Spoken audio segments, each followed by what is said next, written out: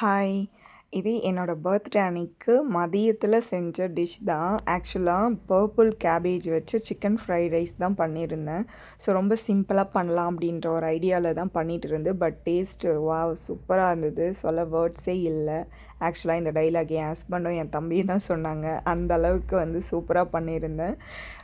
So first வந்து சிம்பிளா oil நம்ம எப்போவுமே குக்கிங்க்கு யூஸ் பண்ணுற இன்க்ரீடியன்ட்ஸ் வச்சு ஆயில் ஊற்றியாச்சு. அதுக்கப்புறம் இஞ்சி பூண்டு பேஸ்ட்டு 1 டேபிள் ஸ்பூன் ஆட் பண்ணிவிட்டேன். கொஞ்சமாக பூண்டு, ஒரு 4 பச்சை மிளகாய் ஆட் பண்ணிவிட்டு வெங்காயம் கொஞ்சம் ஆட் பண்ணிக்கிறேன். அதுக்கப்புறமா பர்பிள் கலர் கேபேஜை நல்லா பொடிசாக நீட்டாக நறுக்கி அதையுமே சேர்த்துட்டு நல்லா வதங்கி வந்ததுக்கப்புறமா எக்கு ஆட் பண்ணிக்கிறேன். எக்கு ஆட் பண்ணிவிட்டு நல்லா மிக்ஸ் பண்ணி விட்டுடுறேன். கொஞ்சமாக சால்ட் ஆட் பண்ணிக்கிறேன்.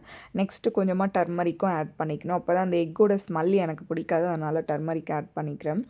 ஆஃப்டர் நான் சைடில் வந்து சிக்கன் பொரிச்சு எடுத்து வச்சுருக்கேன். சிக்கன் பக்கோடா அது எல்லாத்தையுமே குட்டி குட்டிஸாக நறுக்கி வச்சுருந்தேன். அதையுமே இதோட சேர்த்துட்டு நல்லா மிக்ஸ் பண்ணி விட்டுடுறேன். ஸோ இது கூடவே நீங்கள் பெப்பர் ஆட் பண்ணிக்கணும்.